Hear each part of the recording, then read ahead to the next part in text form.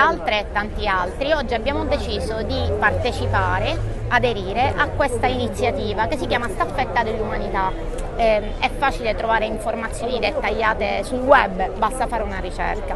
Allora, l'idea di fondo a cui abbiamo aderito è che oggi vogliamo ribadire il nostro pacifismo, il nostro impegno contro la guerra, contro tutte le guerre e quindi direttamente contro la produzione e la vendita di armi di ogni tipo.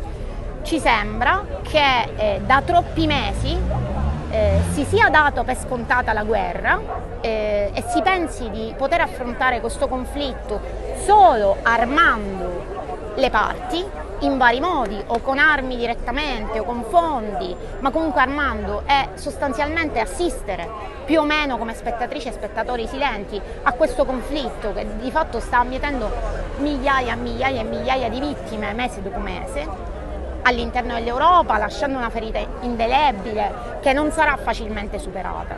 A nostro avviso è necessario, prima di tutto, cercare continuamente e costantemente di invitare le parti a un tavolo diplomatico per ottenere un cessate il fuoco.